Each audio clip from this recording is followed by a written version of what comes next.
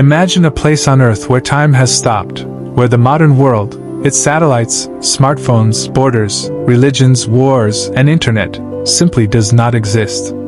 A place where humanity still lives exactly as it did tens of thousands of years ago, untouched, uncontacted, and fiercely protected by its own people. This is the reality of North Sentinel Island, a small, forest-covered landmass in the Bay of Bengal that has become one of the most mysterious and dangerous locations on the planet. From above, it looks peaceful, almost beautiful, emerald green jungle surrounded by shallow turquoise water and white beaches.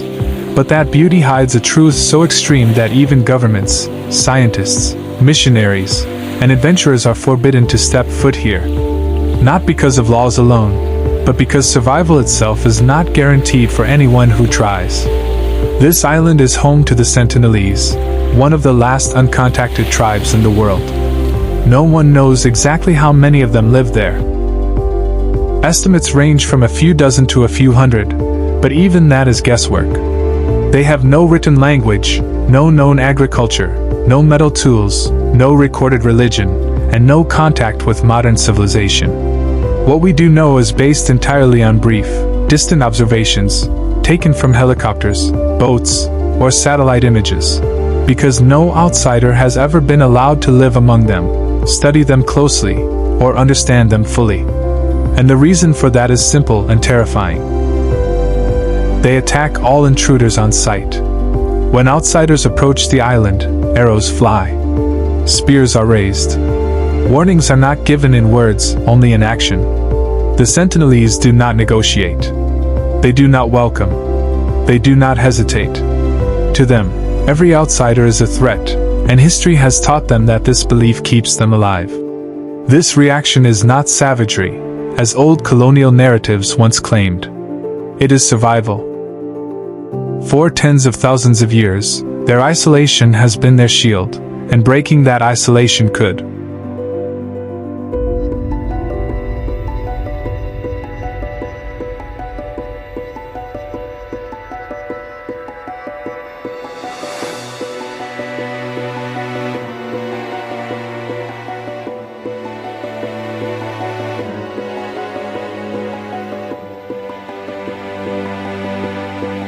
Death without fangs or claws, without sound or warning. Death that arrives quietly, hiding inside breath and blood, spreading before anyone even realizes what is happening. To the Sentinelese, this danger cannot be seen, cannot be smelled, cannot be fought with arrows or spears.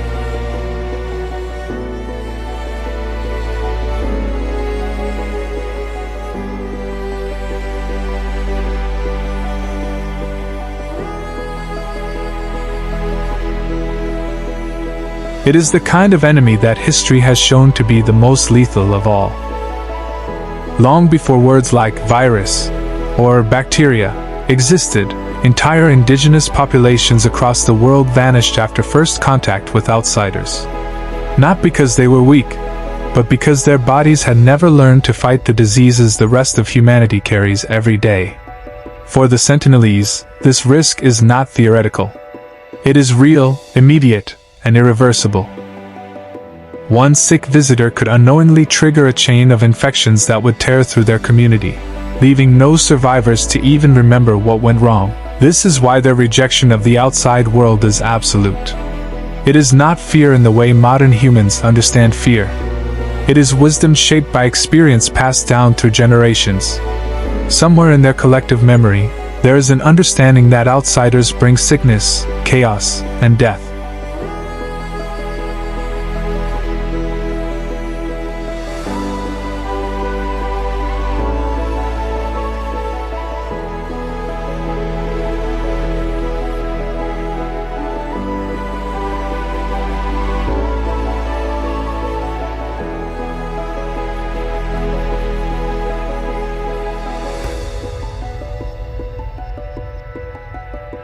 Whether that knowledge came from ancient encounters or instinct alone no longer matters. What matters is that it works. The modern world often frames the Sentinelese as aggressive or hostile, but that interpretation reveals more about us than about them. We are used to control, used to access, used to being able to reach any place we want. The Sentinelese remind us that not everything is ours to touch. Their arrows are not symbols of violence. They are boundaries drawn in the only language they have. If that boundary is crossed, the loss would not just be theirs. Humanity would lose one of its last living mirrors. Proof that another way of being human once existed and, against all odds, still exists. Breaking that isolation would not bring knowledge. It would bring silence.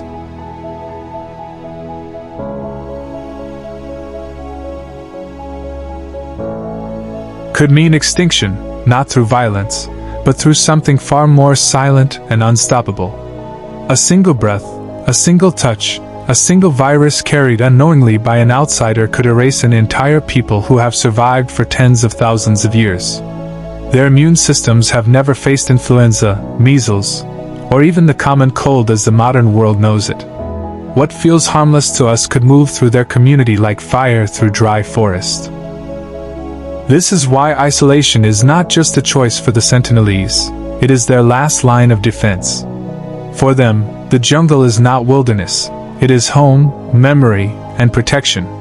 Every tree path, every reef, every sound of the ocean carries meaning passed down through generations without books, without recordings, without written history. Knowledge lives in the body. How to hunt, when to fish, how to read the weather, where to hide when danger comes. Contact with the modern world would not advance them. It would shatter this fragile system that has kept them alive for millennia. The idea that isolation is cruel comes from a modern mindset that assumes contact equals progress. But history proves the opposite. Whenever isolated tribes were contacted, they rarely gained safety or prosperity. They lost land. They lost culture. They lost lives. The Sentinelese, whether consciously or instinctively, understand this truth. Their hostility is not madness. It is memory. It is survival encoded into behavior. Breaking that isolation would also mean breaking something within us. It would mean admitting that our curiosity matters more than another people's right to exist on their own terms. It would mean turning a living culture into a case study, a documentary subject, a museum exhibit slowly fading into history.